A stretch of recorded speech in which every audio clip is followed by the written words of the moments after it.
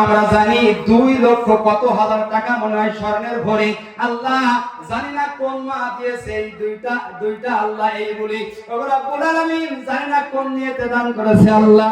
ওগো রব্বুল আলামিন আপনি আমার ওই মায়ের আল্লাহ মনের মাকসাদকে কবুল মঞ্জুর করে নাও। ওই হাদিসটা মনে পড়ে যায় আল্লাহর নবী হযরত বেলাল রাদিয়াল্লাহু তাআলা আনহুকে বলেন, বেলাল রে তুমি যাও মহিলাদের থেকে দান করো। ঈদের সময় মহিলারা তাদের নাকের দুল কানের ফুল তারা এমনি ভাবে ওই আপনার দান করে দিল।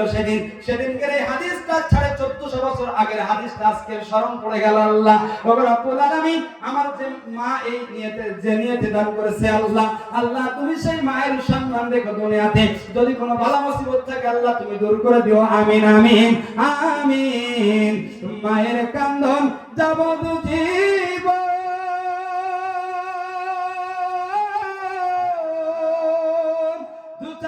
জীবনের কান্দন রে ও ঘর বাইরের কান্দন কয়েকদিন পর থাকে না।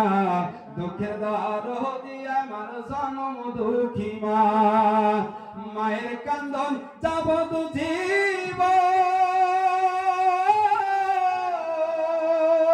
2-4 মাস মনের কান্দন রে ও ঘর পরিবারের কান্দন কয়েকদিন পর থাকে না। দুঃখের দ্বার দিয়া আমার জনম দুঃখী মা। ও মা জানি না কোন মা কোন নিয়তে দান করেছে আল্লাহ তুমি আমার মায়েদের সকল মনের মাকসাদকে কবুল মঞ্জুর করে নাও। আমিন আমিন আমিন। দান করো হে ইমানদার হইয়া খুশি আরো মঙ্গলময় হবে তোমার পরকাল ভালো। দানের সময় করবে তুমি পুণ্যর নিয়ত তবে দূর হবে যত বালা মুসিবত।